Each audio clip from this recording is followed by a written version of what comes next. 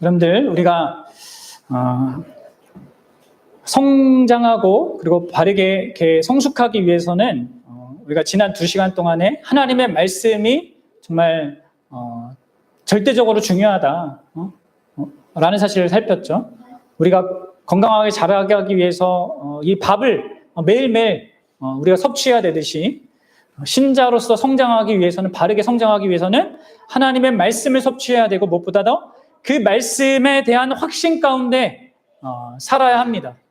그 확신의 근거에서 자꾸 이제 우리가 성장해야 될 그런 과정을 가야 하는 것이죠.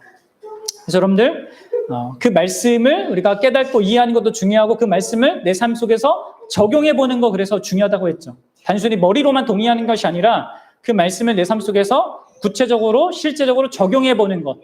그래서 그런 경험들이 나의 확신을 자꾸 쌓거든요. 그래서 신자는 그러한 말씀이 가져다주는 확신 속에서 살아가는 자입니다. 우리는 확신하는 것을 따라 살게 돼 있어요. 그 여러분들이 이미 자신이 확신하는 어떤 삶의 경험들이 있습니다. 그것들이 말씀으로 깨어지지 않는 이상 여러분들은 계속해서 자기가 생각하는 그 확신 속에 살아갈 거예요.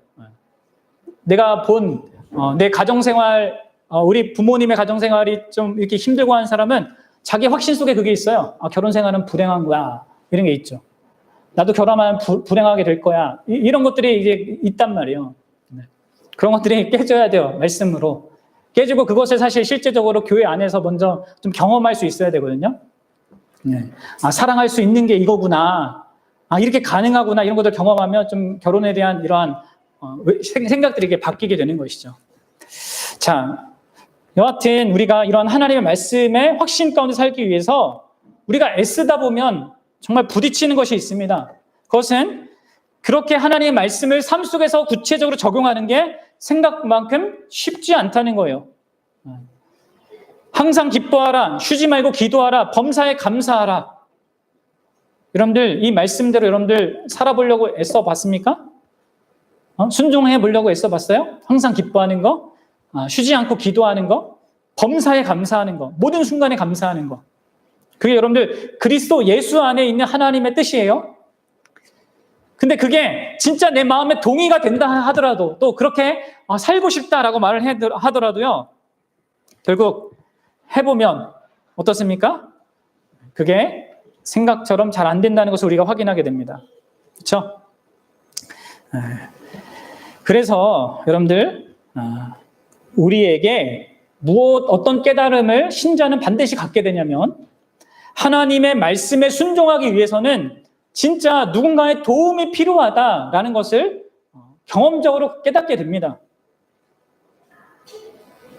결국 누구의 도움입니까? 우리 안에 계신 분, 그러나 우리와 다른 그분, 곧 성령 하나님의 도우심이, 그 성령 하나님께서 우리 삶 가운데 적용케 하시는 그리스도의 능력이 우리에게 필요한 것입니다. 하나님께 우리가 순종하기 위해서.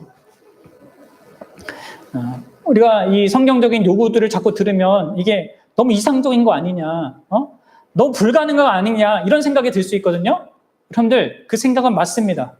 그러나 여러분, 우리와 함께 하시는 분이 그것을 행할 수 있는 능력을 갖고 계세요. 그리고 그 능력을 우리에게 기꺼이 주시고자 하십니다.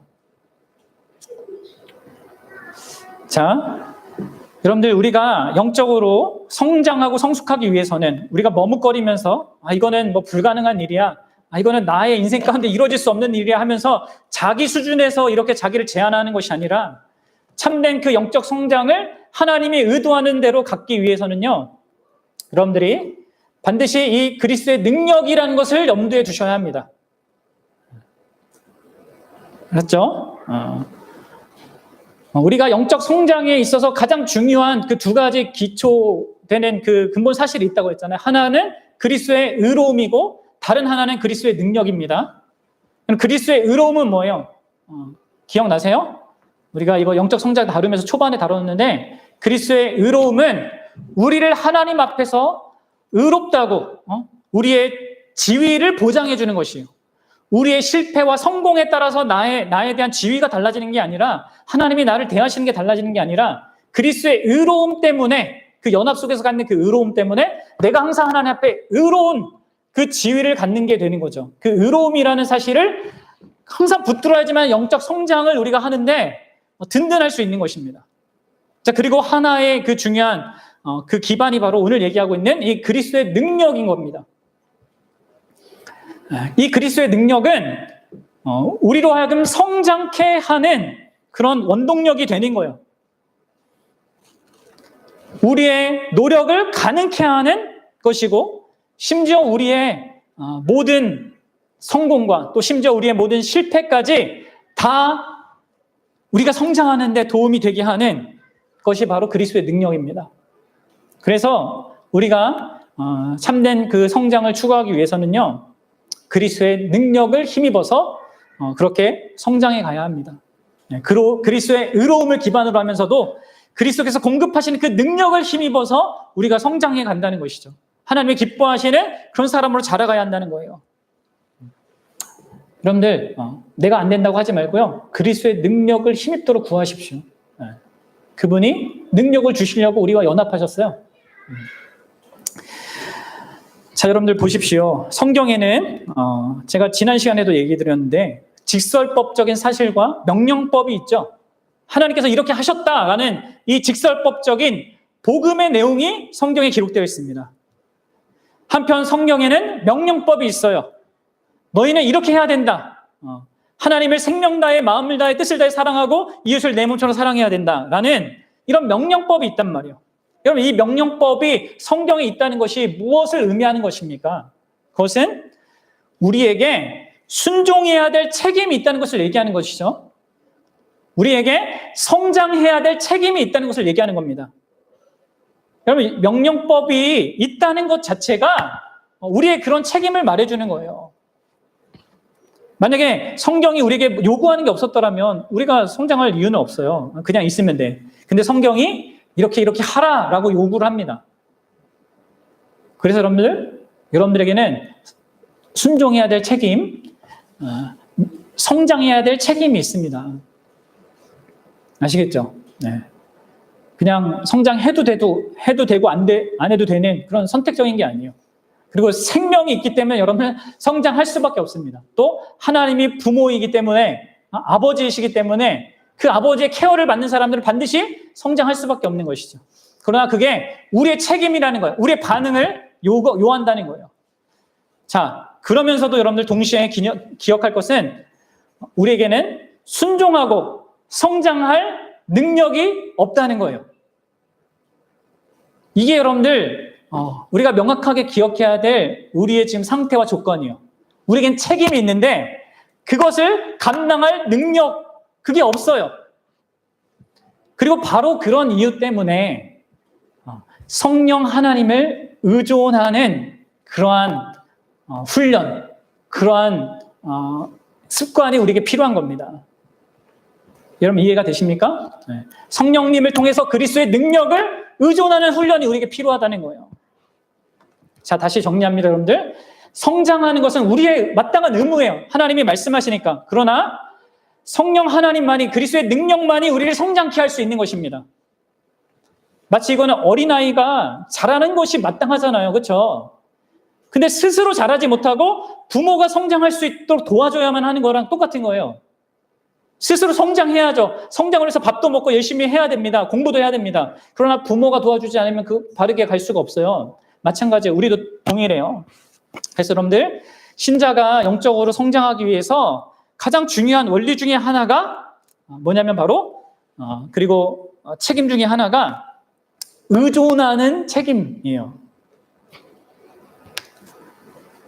성장할 책임이 있는데 성장할 능력이 없어. 그래서 뭘 해야 돼요? 의존해야 돼요.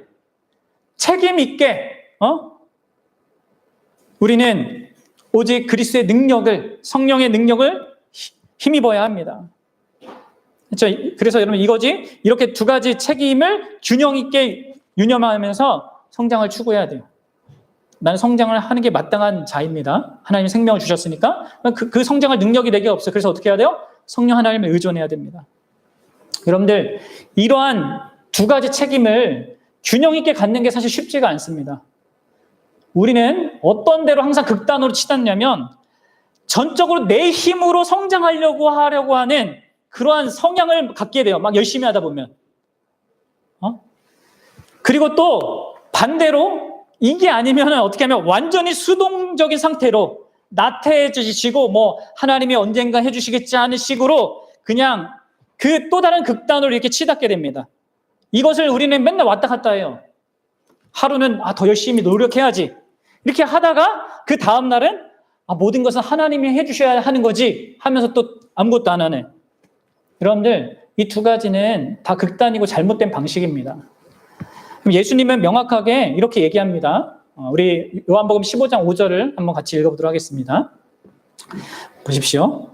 여기서 분명히 예수님이 뭐라고 하시는지 잘 들어보십시오. 오전에도 읽었는 본문인데 같이 읽어보겠습니다. 시작. 나는 포도나무요 너희는 가지라. 그가 내 안에 내가 그 안에 거하면 사람이 열매를 많이 맺나니 나를 떠나서는 너희가 아무것도 할 수 없음이라. 아멘. 그럼 보십시오. 사람이 열매를 많이 맺어야 합니다.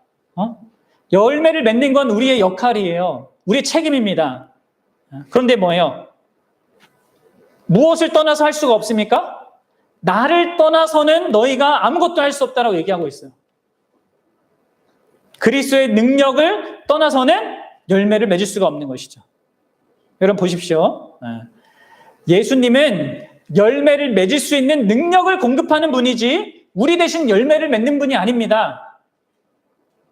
그래서 여러분들 우리의 영적 성장에는 우리의 행동이 많이 포함돼요. 그러나 동시에 우리의 영적 성장은 언제나 이러한 그리스도의 능력을 의존하는 가운데 이루어져야 하는 것입니다. 그래서 여러분들 이것을 여러분 오해하지 마세요. 이게 그리스도의 능력, 그것을 이렇게 우리에게 공급하신 성령 하나님의 일이 따로 있고 우리의 일이 따로 있는 게 아니에요. 성령 하나님께서 우리 안에서 일하게 하실 때 우리가 그것과 함께 일하게 된다는 의미예요. 성령 하나님의 일하심은 우리의 모든 일의 배후에 있는 것이고 우리의 그 일, 우리의 열매를 가능케 하는 것이죠. 그럼 물론 성령 하나님께서는 우리의 의식적인 반응과 관계없이 우리 안에서 일하실 수 있습니다. 그리고 실제로도 그렇게 하십니다. 그분은 자신의 일을 하기 위해서 우리를 의존할 필요가 없으신 하나님이세요. 그러나 여러분들 우리는 하나님의 자녀로서 또 피조물로서 우리에게 맡겨진 어떤 일을 감당하고 이런 열매를 맺기 위해서는요. 성경에 순종하기 위해서는 성령님을 의지해야 한단 말이에요. 우리는 성령님을 떠나서 성령님을 통해 연합된 그 예수 그리스도의 능력을 떠나서는 아무것도 할 수 없는 존재입니다. 여러분들이 뭘 하긴 하죠. 그건 아무 의미가 없는 거예요. 그렇죠? 내 몸을 불사르게 내어준다 할지라도 방언을 하고 뭔가를 한다 하더라도 사랑이 없으면 아무것도 아니오. 고린도 13장 기억하시죠? 자, 여러분들 성령님께서 우리 안에서 주권적으로 하시는 일이 있습니다. 그리고 그분이 우리에게 하시는 그 일이 있습니다. 그래서 이것을 여러분 잘 분별을 해야 됩니다. 여러분 정신 차리고 잘 들어보셔야 돼요. 이런 원리를 모르면, 이런 성경에서 하나님께서 일하는 방식을 모르면 항상 같은 자리의 수준에서 이렇게 맴돌 수밖에 없단 말이에요. 신자의 그런 복됨과 영광스러운 누리는 것이 제한받을 수밖에 없어요. 여러분들 잘 들으세요. 성령님만이 우리 마음에 하나님께 대한 순종하는 마음, 그 갈망을 창조해 내십니다. 우리가 만들어내는 게 아닙니다. 그런데 그 성령님이 우리 대신 순종하지 않으세요. 그렇죠? 우리가 순종해야 됩니다. 그리고 그 순종은 성령님께서 그렇게 할 마음과 능력을 주실 때 할 수 있는 거죠. 그래서 여러분들 우리는 오직 성령님만이 하실 수 있는 그 일을 우리 안에 행하도록 그분을 의지해야 되는 거예요.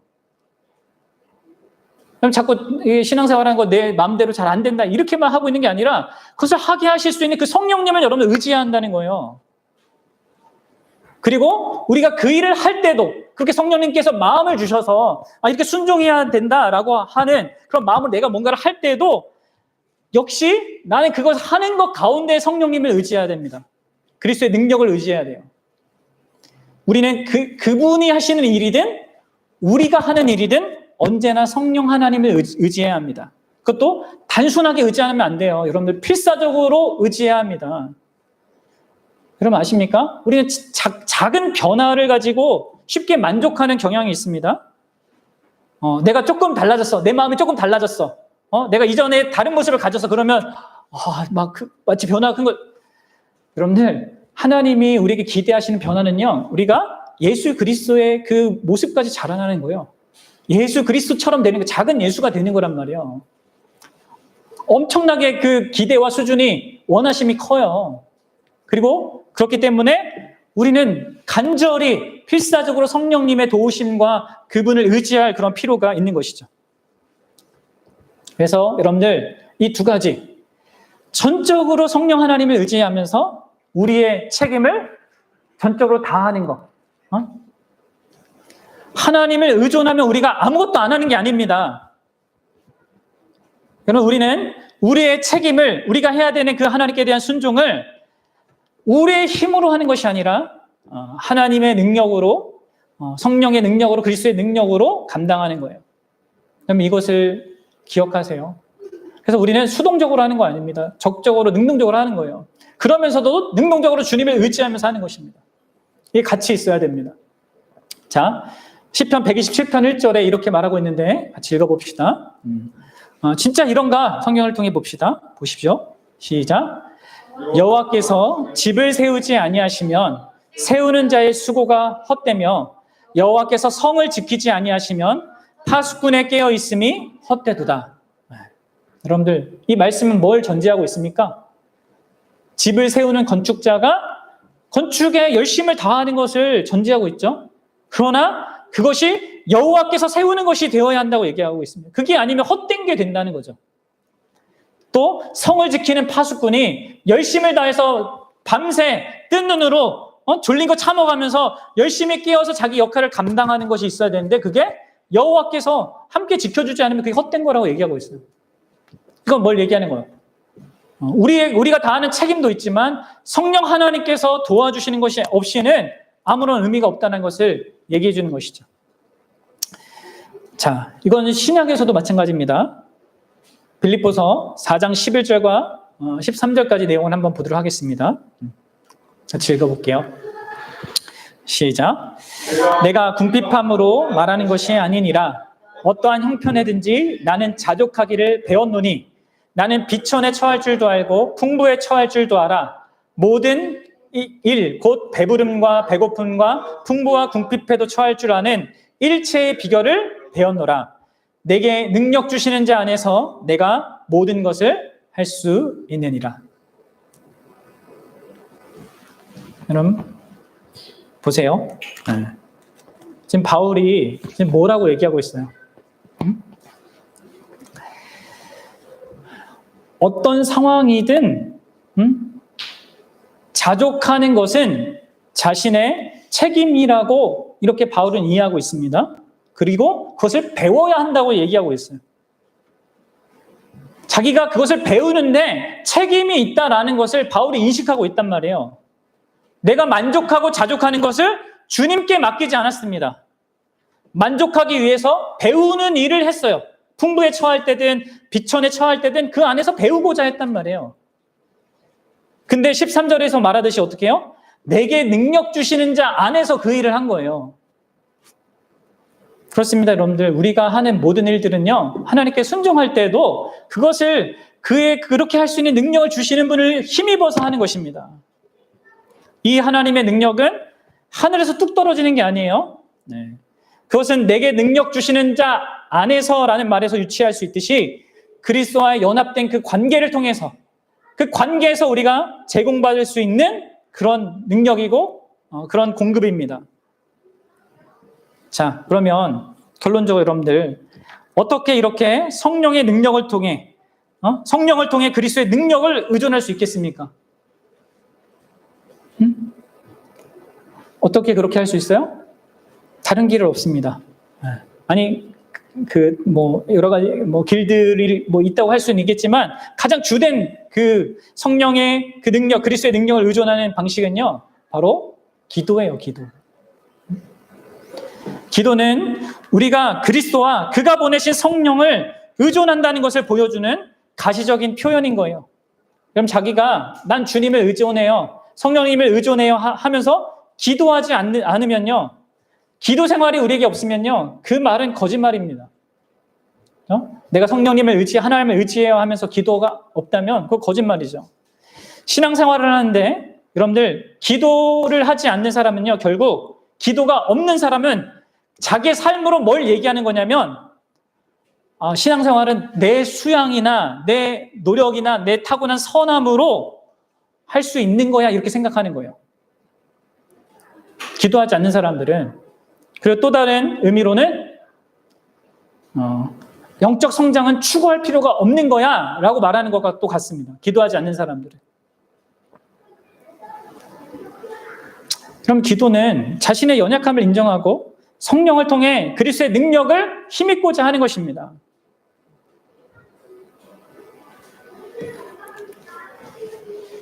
자, 우리에게 그런 것이 있어야 돼요.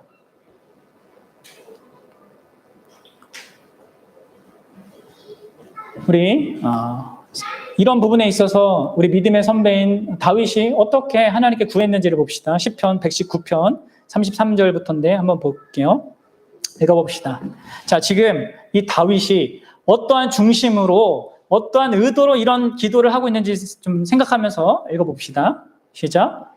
여호와여, 주의 율례들의 도를 내게 가르치소서. 내가 끝까지 지키리이다. 일단은 뭘 하고 있습니까? 하나님의 말씀을 깨닫도록 하나님께 도움을 구하고 있죠. 기도하고 있죠. 34절 이어서 나로 하여금 깨닫게 하여 주소서. 내가 주의 법을 준행하며 전심으로 지키리이다. 내가 지켜야 되고 순종해야 되는 거 알아. 근데 그것에 대한 도움이 필요하다는 것도 알아요. 깨닫는데도 하나님의 도움이 필요하고 이 말씀을 순종하는데도 하나님의 도움이 필요한 거예요. 자, 35절 이어서 나로 하여금 주의 계명들의 길로 행하게 하소서. 내가 이를 즐거워함이니이다. 36절 내 마음을 주의 증거들에게 향하게 하시고 탐욕으로 향하지 말게 하소서. 37절 내 눈을 돌이켜 헛하는 것을 보지 말게 하시고 주의 길에서 나를 살아나게 하소서. 그럼 이러한 다윗의 모든 고백들이 무엇을 얘기하는 겁니까? 진짜 하나님께서 가르쳐 주셔야지만 우리가 하나님의 말씀을 깨달을 수 있고 하나님의 우리의 마음에 그런 순종에 대한 그런 열망을 주시지만 그 순종, 그 온전한 순종을 위해서 하나님의 도우심이 필요하다는 것을 또 얘기해 주고 있는 것이죠.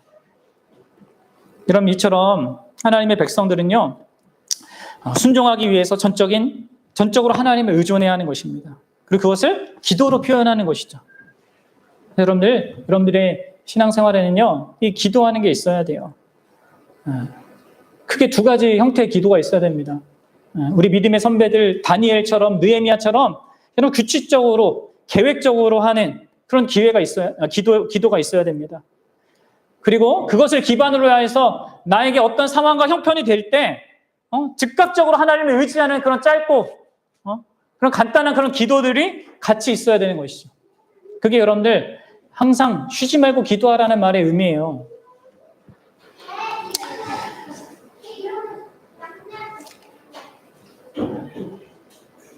여러분들 우리에게 있는 주어진 삶 속에서 진짜 하나님의 그런 거룩한 그런 백성으로 자녀로서 우리가 잘 성장하고 이렇게 나아가기 위해서는요, 전적으로 하나님의 능력, 성령의 능력, 그리스도의 능력을 힘입고 의지하고자 하는 그런 책임을 우리가 가지고 살아야 합니다. 그리고 그것만이 우리로 하여금 기쁘게 하나님의 뜻에 순종하게끔 만들 수 있습니다. 그것 없이 하는 것은요, 하나님이 받지도 않으세요. 우리가 우리 안에서 씨름하고 있는 죄를 이기는 것도 여러분들 성령님이 도와줘야지만 감당할 수 있는 거예요. 우리가 닮아야 되는 그리스도의 성품의 어떤 측면들도 성령님이 도와주셔야지만 우리가 영위할 수 있는 것입니다. 그리고 그것을 위해서는 뭐라고요? 정기적이고 규칙적인 그런 지속적인 기도가 항상 우리에게 필요합니다. 그리고 그런 기도의 바탕 속에서 닥치는 어떤 현실 속에서 그 순간에도 하나님을 의존하는 그런 것들이 우리에게 필요한 것이죠. 여러분들이 다른 식으로 하는 기도는요, 다 그냥 자기의 원함이나 그냥 소원을 그냥 남발하는 것에 지나지 않는 것입니다. 정리하겠습니다.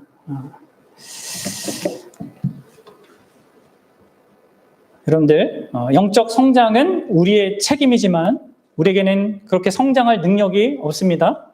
그렇기 때문에 우리는 성령님을 의존해야 합니다. 의존할 책임이 있습니다. 그리고 성령님을 의존하는 가장 주된 방식은 기도하는 것입니다. 그리스도의 능력을 의지하는 것, 그분이 성령을 통해 주시는 도움과 능력을 공급하기 위해서 가장 중요한 통로가 기도하는 거예요.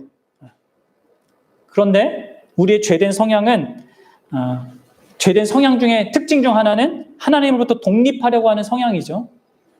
그래서 기도는 우리에게 자연스럽지 않은 거예요. 어떤 의미에서.